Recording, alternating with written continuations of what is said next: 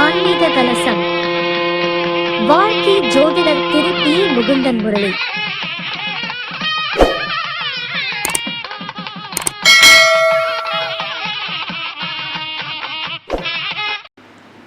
எண்பத்தி இரண்டாவது மாதாந்திர சிறப்பு கூட்டத்திற்கு சிறப்பு கருத்திற்கு எங்களுடைய குருவாகிய முகுந்தன் முரளி ஐயா அவர்கள் பேச வாய்ப்பு கொடுத்ததற்கு கோடான கோடினர்கள்.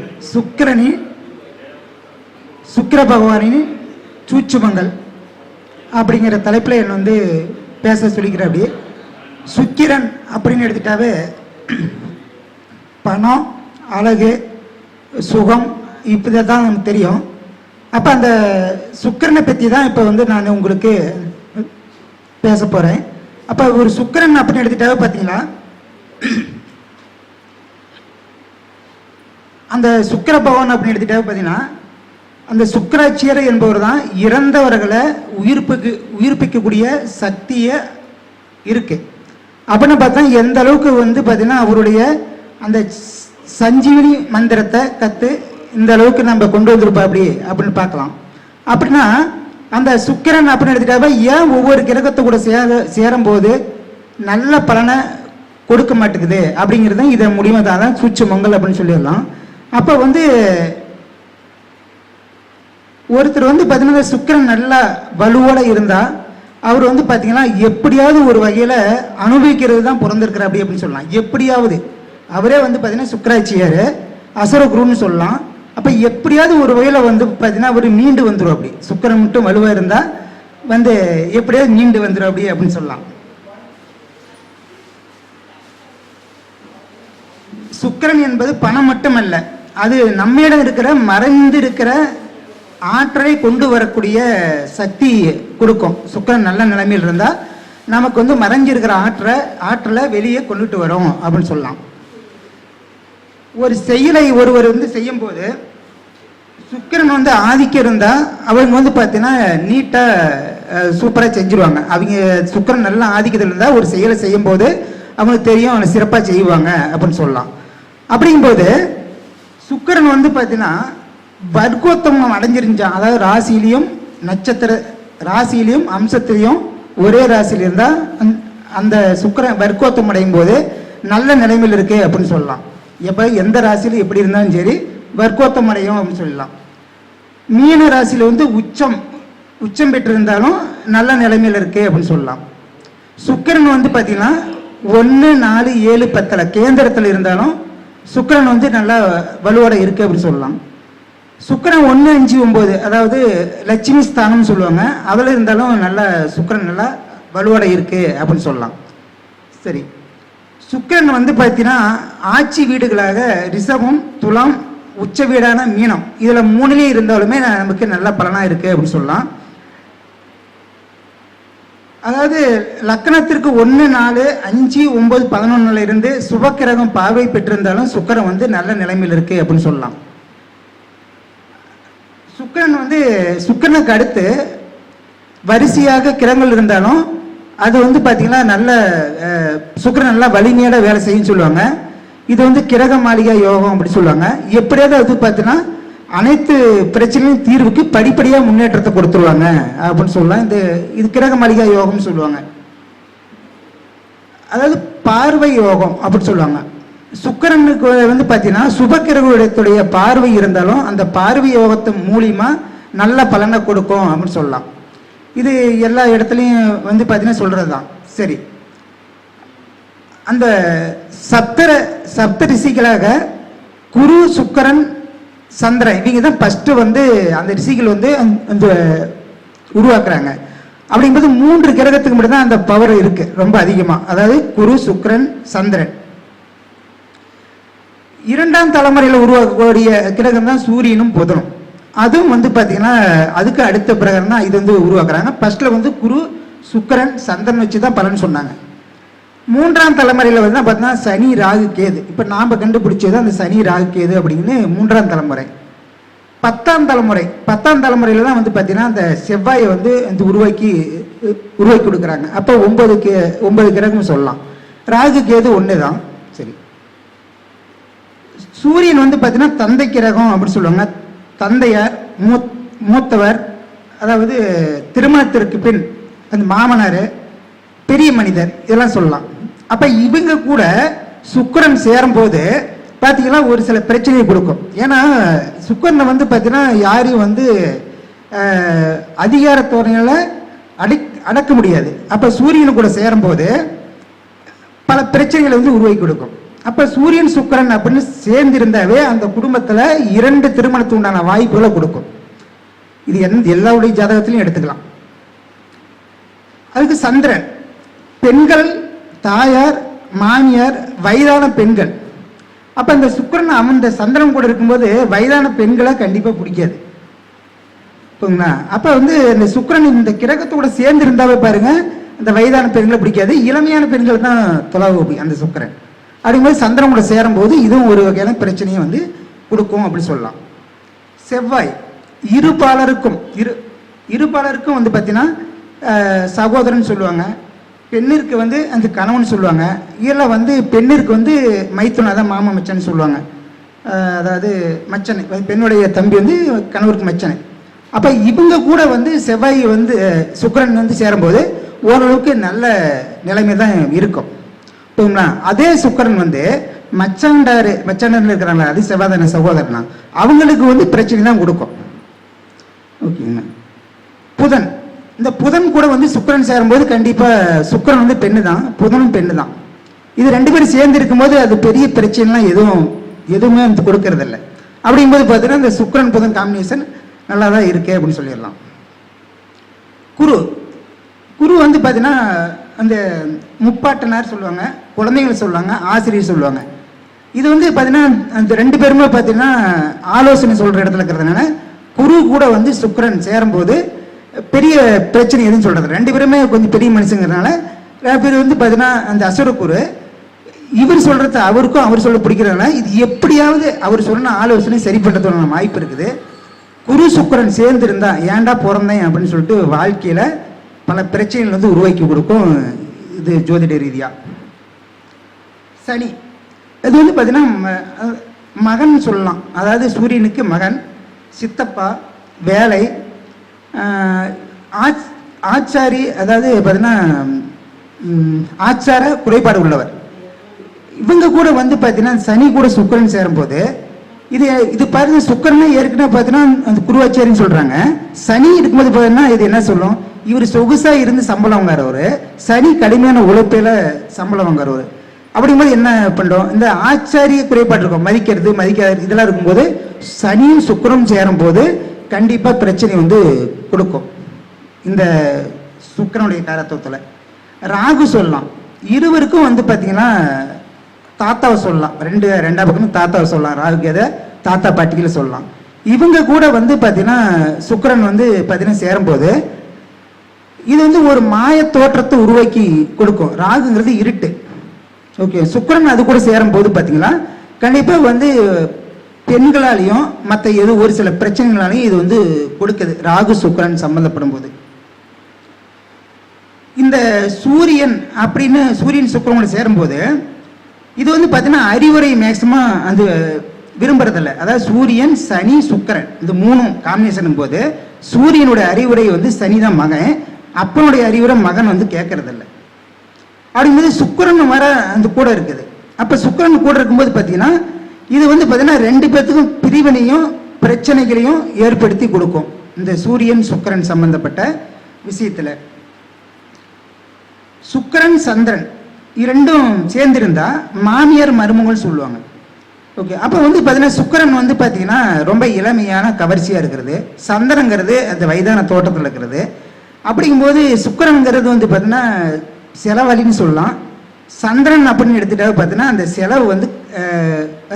செலவு வந்து கணக்கு பார்க்குறோம், இல்லை காப்போன்னு சொல்லலாம்.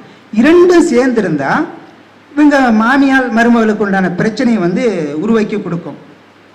அதாவது இங்கே சுக்கிரன் எப்பயுமே மற்றவங்களோட அறிவுரையை விரும்புறது இல்லை, வேற எதுவும் இல்லை, அதுதான். ஓகே, சனி, செவ்வாய், சுக்கிரன் இவங்க 3 பேரும் சேர்ந்திருந்தா சனி வந்து பார்த்தீங்கன்னா கடுமையான அந்த உழைப்பாளி.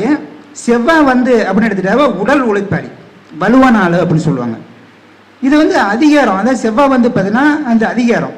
சனி கூட சேரும் போது இது வந்து என்ன சொல்லலாம், முதலாளி தகாத வார்த்தை திட்டுறது வந்து எனக்கு கம்மியாக, அதாவது பார்த்தீங்கன்னா இந்த சனி உடல் உழைப்பு கொண்டுறது, செவ்வாய் வந்து அந்த அந்த வலிமையான நான் இவ்வளோ சம்பாதிக்க போகிறேன், எனக்கு சம்பளம் கம்மியாக கொடுக்க போகுதுன்னு சொல்லி அதில் 3 பேர் சேர்ந்தபோது அந்த இது கிரகத்தம் அப்படின்னு சொல்லுவாங்க. நான் அதை சொல்ல வரல.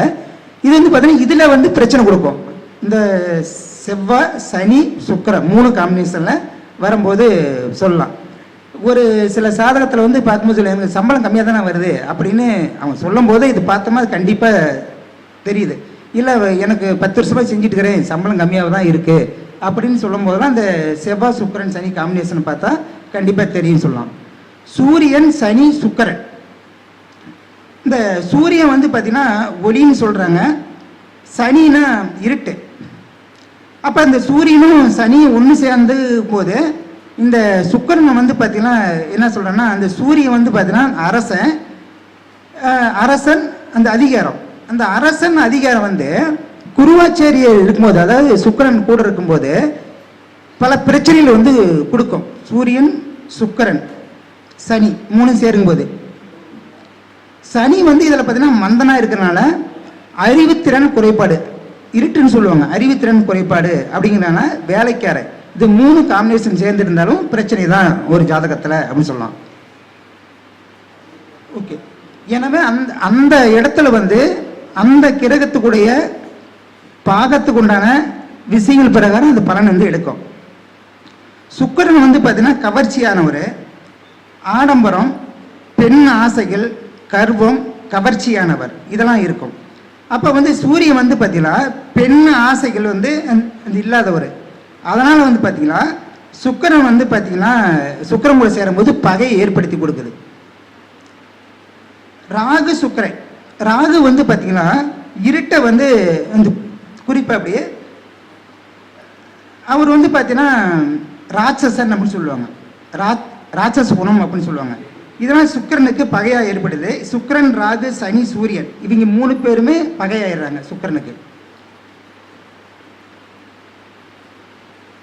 புதன் வந்து எடுத்துட்டாவே நண்பர்கள் சொல்லலாம், புத்தி நண்பர்கள். செவ்வாய் வந்து பார்த்தீங்கன்னா அந்த அறிவாளி. அப்புறம் சக்தி, அந்த புதனுக்கு வந்து பார்த்தீங்கன்னா அறிவாளின்னு சொல்கிறோம். செவ்வாய் வந்து பார்த்தீங்கன்னா சக்தியை கூட இருக்கிறவர். அப்படிங்கும்போது பார்த்தீங்கன்னா இந்த புதனும் செவ்வாயும் சேரும்போது ஓரளவுக்கு நல்ல பலனை வந்து கொடுக்குது. சுக்கிரனும் கூட இருந்தா அப்படின்னு சொல்லலாம். அது குருவும் சுக்கிரனும் புதன் 3 பேர் சேர்ந்துருந்தா குரு புதன் 2 பேரும் பார்த்தீங்கன்னா அந்த காம்பினேஷன் சூப்பராக இருக்கும். சுக்கிரனும் அந்த வழிகாட்டி தான், குருவும் அந்த வழிகாட்டி தான். அப்படிங்கும்போது புதனுக்கு வந்து பார்த்தீங்கன்னா நல்ல நன்மை தான் இது ஓரளவுக்கு கிடைக்குது. திருமணம் வாழ்வை மற்ற எல்லா விஷயத்தையும் எடுத்துக்கலாம். கேது செவ்வாய் சுக்கிரன் இது 3 சேரும்போது கேதுங்கிறது பார்த்தீங்கன்னா மோட்சக்காரகன்னு சொல்லுவாங்க, அதாவது நாணத்தை கொடுக்குன்னு சொல்லுவாங்க. சுக்கிரன் இது கூட சேரும்போது மட்டும் பல பிரச்சனைகள் வந்து உருவாக்கி கொடுக்குது. சுக்கிரன் வந்து கூட இருக்கும்போது பல பிரச்சனைகள் கொடுக்குதுன்னு சொல்லலாம். புதன் குரு கேது இது 3 சேரும்போது ஓரளவுக்கு பரவாயில்னு சொல்லலாம். சந்திரனும் சுக்கிரனும், சந்திரன் தான் பார்த்தீங்கன்னா தாயின்னு சொல்லுவாங்க, அதாவது மாமியார்னு சொல்லுவாங்க.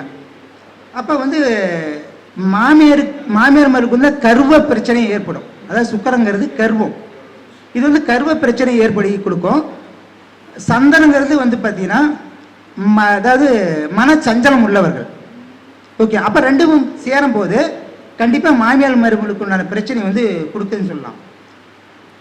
ராகு சந்திரன் சுக்கிரன் இது 3 வந்து சேரும்போது ராகு வந்து பார்த்தீங்கன்னா மோகத்தை கொடுக்கிறவர் அப்படின்னு சொல்லலாம். சந்திரன் வந்து ஒளியை வந்து மங்க செய்கிறவர் ராகு. சுக்கிரன் வந்து பார்த்தீங்கன்னா இன்பத்தை சேர்த்து கொடுப்போம்னு சொல்லலாம். அப்போ இந்த ராகு சந்திரன் சுக்கிரன் காம்பினேஷன் வரும்போது பல பிரச்சனைகள் வந்து உருவாக்கி கொடுக்குது. ராகு சந்திரன் சுக்கிரன் காம்பினேஷன் வரும்போது மட்டும் பல பிரச்சனைகள் வந்து கொடுக்குன்னு சொல்லலாம்.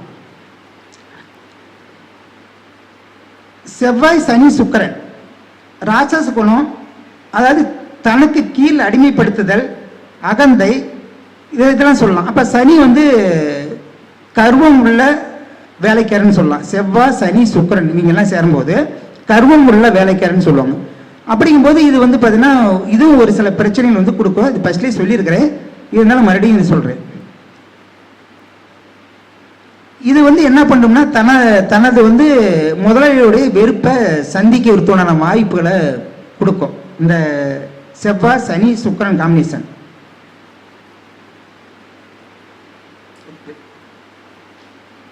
ராகு வந்து பார்த்தீங்கன்னா இதில் வந்து தூண்டி விட்டு கூட ராகுடைய பார்வையை தான் தூண்டி விட்டு வேடிக்கை பார்க்கும் சொல்லலாங்க. ராகுடைய பார்வை தான் ராகு செவ்வாய் சுக்கிரன். இது வந்து பார்த்தீங்கன்னா இது ஒரு மந்த குணத்தை ஏற்படுத்தி கொடுக்கும். அதாவது சோம்பேறி குணம்னு சொல்லுவாங்க. இந்த சோம்பேறி குணத்தில் இருக்கும்போது செவ்வாய் வந்து உடல் சக்தியை கொடுத்து அந்த வேலை செய்கிறவர். ராகு கூட சேர்ந்துட்டா சோம்பேறியாக இருப்பாங்க. இது இருக்கும்போது பார்த்தீங்கன்னா பகையை ஏற்படுத்தி கொடுக்கும். 2 பேர் இருக்கும்போது பகையை வந்து ஏற்படுத்தி கொடுக்கும் அப்படின்னு சொல்லலாம்.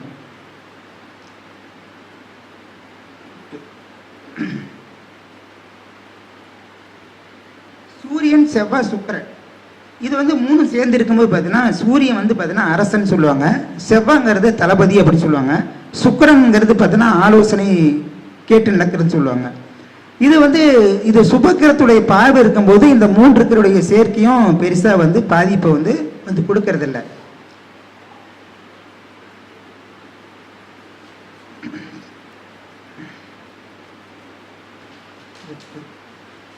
இது வந்து பார்த்தீங்கன்னா புதனுடைய சுக்கிரனுடைய அதிசூட்சமம் அப்படின்னு சொல்லலாம். ஒருத்தருடைய ஜாதகத்துல சுக்கிரன் அப்படின்னு எடுத்துட்டா பார்த்தீங்கன்னா சுக்கிரன் சந்திரன் 2ஆம் வீட்டில் அமைஞ்சிருந்தாவே நல்லா இனிமையை பேசி வருமானத்தை சம்பாதிக்க வாய்ப்புகளை கொடுக்கும். அதே சுக்கிரன் புதன் சம்மந்தப்பட்டதுன்னா கண்டிப்பா வீடு நிலம் யோகத்தை வந்து கொடுக்கும். சுக்கிரன் செவ்வாய் சம்பந்தப்படும் போது பார்த்தீங்கன்னா இதுவும் நல்ல ஒரு யோகத்தை வீடு கட்டத்தோன யோகத்தை கொடுக்கும். சுக்கிரன் ராகு வந்து சம்மந்தப்படுது வண்டி வாங்கணும் சம்மந்தப்பட்ட தொழில், வண்டி வாங்கக்கூடிய யோகம் அனைத்தும் கொடுக்கறதுன வாய்ப்பு வந்து இருக்கு. சுக்கிரன் சந்திரன் சம்மந்தப்படும் போது அவங்க குடும்பத்தில் கண்டிப்பாக அந்த தண்ணி பிரச்சனையே வராது. ஏன்னா சுக்கிரனும் பார்த்தீங்கன்னா அந்த நீர் கிரகம், சந்திரனும் பார்த்தீங்கன்னா இந்த நீர் சம்மந்தப்பட்ட கிரகம் தான். இப்போ கண்டிப்பாக சேர்ந்து அந்த குடும்பத்தில் போர் இல்லை விவசாயம் சம்மந்தப்பட்ட விஷயத்துலாம் நல்லா இருக்குன்னு சொல்லலாம். 4ஆம் வீட்டில் வந்து பார்த்தீங்கன்னா சுக்கிரன் இருந்தாலும் சரி 10ல் சுக்கிரன் இருந்தாலும் சரி கவர்மெண்ட் வேலைக்கு வாய்ப்பு கொடுக்காது. கண்டிப்பாக தனியார் வேலைக்கு தான் வாய்ப்பு வந்து கொடுக்கும் அப்படின்னு சொல்லலாம். சுக்கிரன் ஒருவருடைய ஜாதகத்துல 7ஆம் வீட்டில் ஆட்சி இருந்தாவே நல்ல மனைவியா வரத்துனான வாய்ப்பு இருக்கு, இல்லை மனைவி மூலியமா வருமானம் வரத்துனான வாய்ப்புகள் இருக்கு அப்படின்னு சொல்லலாம். அதே 5ஆம் வீட்டில் வந்து ஒரு ஜாதகத்தில் சுக்கிரன் இருந்தாவே கண்டிப்பா எங்களுக்கு குலதெய்வத்துடைய அணுக்கிரகம் இருக்கிறது இல்லை. அதே 6ல் சுக்கிரன் இருந்தா கண்டிப்பா வந்து அவங்களுக்கு சர்க்கரை சம்பந்தப்பட்டது நோய், கண் சம்பந்தப்பட்ட பிரச்சனை, உடல் உள்ளுறுப்புகள் சம்பந்தப்பட்ட பிரச்சனை வந்து கொடுக்கும். 8ல் வந்து சுக்கிரன் இருந்தா அப்படின்னா ஏதாவது ஒரு வகையில் வந்து பணங்கிறது திடீர் வருமானத்தை கொடுக்கணும். இந்த மாதம் சும்மா இருந்தாலும் அடுத்த மாதத்துல பணம் வந்து அதிகமாக வரதுக்கான வாய்ப்பு வந்து இருக்கும். 9ல் வந்து சுக்கிரன் இருந்தா அப்படின்னு எடுத்தாவே அவங்க அப்பாவுடைய வம்சாவளியிலிருந்து பார்த்தீங்கன்னா குலதெய்வ அனுகிரகம் கண்டிப்பாக இருக்கிறது இல்லை. குலதெய்வம் அனுகிரகம் அவங்களுக்கு இருக்கிறது இல்லை. ஏன்னா அப்பாவுடைய வம்சத்தில் குலதெய்வ தோஷம் உள்ளதுன்னு சொல்லலாம். 10ல் சுக்கிரன் இருந்தாலும் சொல்லலாம் தனியார் வேலை இல்லை வந்து துணி சம்பந்தப்பட்டது இல்லை மேக்கப் சம்பந்தப்பட்டது ஏதோ ஒரு தொழிலோ சுய தொழிலோ ஏதோ வரத்துனா வாய்ப்பும். 11ல் சுக்கிரன் இருந்தால் பார்த்தீங்கன்னா ஏதாவது ஒரு வகையில் வந்து பார்த்தீங்கன்னா அவங்களுக்கு பூர்வீக சம்பந்தப்பட்ட விஷயத்துல இருந்தோ இல்லை ஏதாவது ஒரு வகையில் அவங்களுக்கு லாபத்தை கொடுக்குறதுனா வாய்ப்பு இருக்கும். 12ல் சுக்கிரன் அப்படின்னு இருந்தாவே கண்டிப்பாக அவங்களுக்கு பல நோய் நொடிகளையும் அதிகமான விலை செலவுகளையும் ஏற்படுத்தி கொடுக்கும் அப்படின்னு சொல்லலாம். அப்போ ஒருத்தருடைய ஜாதகத்துல இது மட்டும் இருந்தா பொதுவா அப்படின்னு எடுத்துக்கலாம். சுக்கிரன் வந்து நல்ல நிலைமை இல்லை அப்படின்னா வீடு வாகனம் வேலை சம்பந்தப்பட்டது பணம் சம்பந்தப்பட்டது எல்லா விஷயத்திலையுமே கொஞ்சம் போராடி தான் வாங்கக்கூடிய வாய்ப்புகள் வந்து இருக்கும் அப்படின்னு சொல்லலாம். அதே சுக்கிரன் வந்து பார்த்தீங்கன்னா ஒரு சுக்கிரன் ராகு சம்பந்தப்பட்டு ஒருத்தர் இருந்தால் கண்டிப்பாக கண் சம்பந்தப்பட்ட பிரச்சனை சொன்னேன். கண்டிப்பாக அவங்களுக்கு வந்து எந்த பாவத்தில் இருக்க அந்த பாவத்தோடைய பிரச்சனையை ஏற்படுத்தி கொடுக்கும். சுக்கிரன் கேது சம்பந்தப்பட்டு ஒருத்தருடைய ஜாதகத்தில் தனித்து தான் 2 கிரகத்துக்கு மட்டும் தான் சொல்கிறேன். சுக்கிரன் கேது இருந்தால் மனைவி கூட பிரச்சனையை வந்து ஏற்படுத்தி கொடுக்கும் அப்படின்னு சொல்லலாம். அதேமாரி பார்த்தீங்கன்னா அவங்களுக்கு யூரியன் இன்ஃபெக்ஷன் இதெல்லாம் வரதுக்கான வாய்ப்பு இருக்குது. உடல் உள்ளுறுப்புகள் பாதிச்சு இறக்கிறதுக்கான வாய்ப்பெல்லாம் அவங்களுக்கு வந்து இருக்கும். சுக்கிரன் கேது சம்மந்தப்பட்டால். சனி கேது சம்மந்தப்பட்டால் கண்டிப்பாக அவங்களுக்கு வந்து மனைவி கூட அவளுக்கு இல்லறம் சூப்பராக இருக்கிறதுல பல ஜாதகங்கள் வந்து பிரிவினைக்கு உண்டான வாய்ப்பு வந்து இருக்குது அப்படின்னு சொல்லலாம். எனக்கு வாய்ப்பு கொடுத்த 82வது மாதாந்திர கருத்தினது வாய்ப்பு கொடுத்த டாக்டர் முகுந்தன் முரளி ஐயாவிற்கு என்னுடைய மனமார்ந்த நன்றிகள்.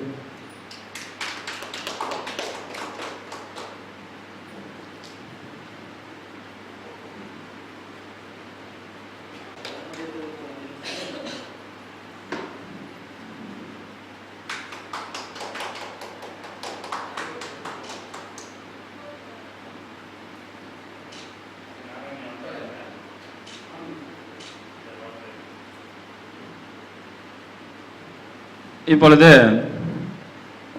2 நபர்கள் பேச முடியல, அதனால அதற்கு பதிலா இந்த டைம்ல வந்து சில ஒரு கருத்துக்கள் வந்து தன்னுடைய கர்மாவை குறைப்பதற்கு இந்த 27 நட்சத்திரக்காரர்கள் எந்த சாதத்தை அன்னதானமா கொடுத்தா நம்முடைய கர்ம வினைகள் குறையும், இது எந்த கிழமையில கொடுத்தா குறையும் அப்படின்றது ரொம்ப முக்கியம். என்னைக்குமே ஒரு தானம் தர்மம் இந்த மாதிரி ஒரு விஷயத்தை எடுக்கணும் அப்படின்னு பார்த்தீங்கன்னா நம்முடைய பிறந்த கிழமை நமக்கு எப்பயுமே யோகம்தான்.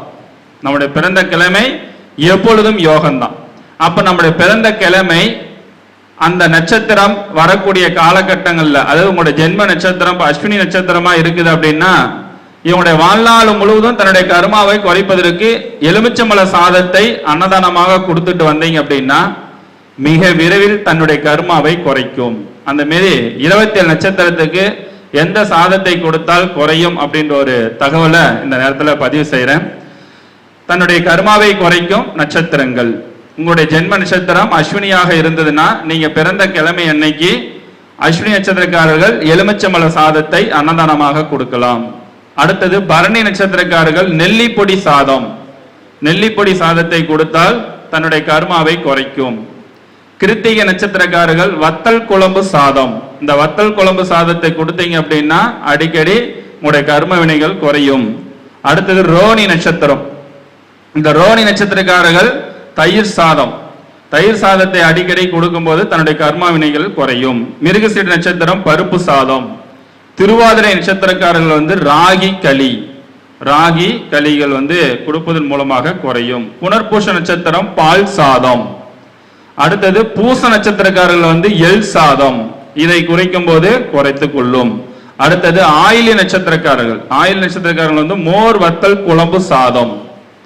அடுத்தது மக நட்சத்திரக்காரர்கள் வந்து கீரை சாதம், கீரை சாதத்தை மக நட்சத்திரக்காரங்க அடிக்கடி கொடுத்துட்டு வந்தாங்கன்னா தன்னுடைய கர்ம வினைகள் குறையும். பூர நட்சத்திரக்காரர்கள் பலாப்பழ சாதம், பலாப்பழத்துல செய்யப்பட்ட சாதத்தை கொடுக்கும் பொழுது பூர நட்சத்திரக்காரர்களுக்கு தன்னுடைய கர்ம வினைகள் குறையும். அஸ்த நட்சத்திரம் தேங்காய் சாதம். சித்திரை நட்சத்திரம் சர்க்கரை பொங்கல். சுவாதி நட்சத்திரம் பருப்பு பொடி சாதம். விஷாக நட்சத்திரம் கருவேப்பிலை சாதம். அனுச நட்சத்திரம் வெண்பொங்கல். கேட்டை நட்சத்திரம் மாங்காய் சாதம். மூல நட்சத்திரக்காரங்க சாம்பார் சாதம். பூர நட்சத்திரம் இனிப்பு பாயாசம். உத்திர நட்சத்திரக்காரங்க கடலை மாவு சாதம்.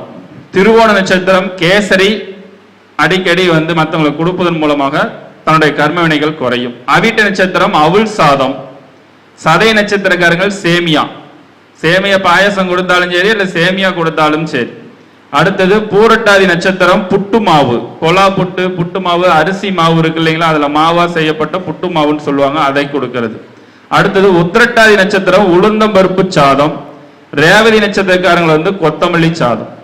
இந்த 27 நட்சத்திரக்காரங்கள் இந்த சாதத்தை அடிக்கடி தான தர்மங்கள் அதாவது அன்னதானம் கொடுத்துட்டே வந்தானா தன்னுடைய கர்ம வினைகள் குறையக்கூடிய அமைப்பாற்றல் ஏற்படுத்தி கொடுக்கும். பொதுவா நம்முடைய சனி பகவானுடைய நட்சத்திரத்துல கிரகம் இல்லைன்னு வச்சுங்க. ஏன்னா சனி பகவான் தான் நம்முடைய MM சிஸ்டத்தின் மூலமாக தொழில்காரகன், ஜீவனக்காரகன், நம்முடைய மன நிம்மதிக்கும் நிறைவுக்கும் கொடுக்கக்கூடிய சனி பகவான் தான். அப்ப இந்த சனி பகவானுடைய தன்மை தாக்கம் யாருக்கு அதிகமாக இருக்கும்? குறிப்பா சனி பகவானுடைய நட்சத்திரத்துல உங்க ஜாதகத்துல கிரகங்கள் இல்லை என்றால் அவர்களுக்கு சனி பகவானுடைய தாக்கம் வந்து ரொம்ப அதிகமா இருக்கும். அதனால என்ன பண்ணோம், நான் சொன்ன பிரச்சனைகள்லாம் அதிகமா இருக்கும். ஒண்ணு, தொழில் நல்ல வேலை வாய்ப்பு அமையாது, உழைப்புக்கேற்ற வருமானம் இருக்காது, நல்ல முதலாளி கிடைக்க மாட்டாங்க, நல்ல தொழிலாளி கிடைக்க மாட்டாங்க, எந்த ஒரு வேலையிலும் திருப்தி நிறைவு கொடுக்காது. ஸோ இந்த மாரி ஒரு பாதிப்பு தொந்தரவுகள் உங்களுக்கு தொடர்ந்து கொடுத்து கொண்டே இருக்குது. சனி பகவானுடைய அனுகிரகம் பரிபூர்ணமா இல்லை. அப்ப காரிய தடைகளும் கொடுத்துட்டு இருக்கு. அப்ப சனி பகவானுக்குரிய உகந்த ஒரு பரிகாரங்கள் அதை நாம செஞ்சுக்கிட்டு வந்தோம்னா, சனி பகவான் நட்சத்திர கிரகம் இல்லாதவர்கள் இந்த பரிகாரம், இதில் இப்ப நான் சொல்லக்கூடிய பாயிண்ட்ல 15 பாயிண்ட்ல ஏதோ ஒண்ணு செஞ்சீங்கன்னாவே போதும், அதோடைய பலன்கள் உங்களுக்கு கிடைக்கும். கொள்ளு தானம், சனி பகவான் நட்சத்திர கிரகம் இல்லைன்னா கொள்ளு சனிக்கிழமை நாள்ல மற்றவர்களுக்கு தானமா கொடுக்கணும். அல்ல கொள்ளு ரசம், கொள்ளு சட்னி செஞ்சு கூட வேலை செய்யறவங்களுக்கு இல்ல மற்றவர்களுக்கு இதை நம்ம கொடுப்பதன் மூலமாக தாக்கத்தை குறைக்கும். விநாயகருடைய வழிபாடு, வார வாரம் சனிக்கிழமை நாள்ல விநாயகருக்கு வழிபாடுகள் செய்து கொள்வது. அது சின்ன ஏரியாக்குங்களா? சின்ன ஏரியாவுக்கு இங்க எடுத்து வச்சிருக்கிறீங்க, ரெண்டுமே உள்ள இருக்கு பாருங்க. பஞ்சாங்கத்தோட உள்ள போட்டு வச்சிருந்தா அது உங்க கையில கொடுக்காம விட்டேன். சரி, அடுத்தது விநாயகருடைய அவல் பாத்தீங்கன்னா விநாயகருடைய மந்திரம், விநாயகருடைய ஸ்லோகங்கள் இதெல்லாம் படிக்கிறதன் மூலமாகவும் அதோட தாக்கங்கள் படிப்படியா குறையும். இதை கொடுத்துட்டு போறீங்களா? கொடுத்துட்டு போறீங்களா? சரி, அடுத்தது விநாயகர் விநாயகர் ஆலயத்தை பராமரிக்கிறது, விநாயகர் ஆலயத்தை சுத்தப்படுத்துறது, அதே மாதிரி தூய்மைப்படுத்திக்கிறது, இதெல்லாம் நீங்க பண்ணீங்க அப்படின்னாலும் உங்களுக்கு நல்ல ஒரு ஆற்றல் பலங்கள் பலப்படுத்தி கொடுக்கும்.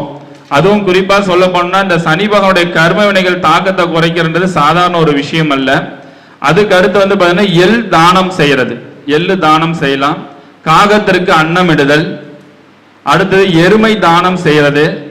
இரும்பு பாத்திரம், என்னைக்குமே இரும்பு பாத்தீங்கன்னா சனிக்கிழமை நாள்ல பொருள் எடுக்கக்கூடாது.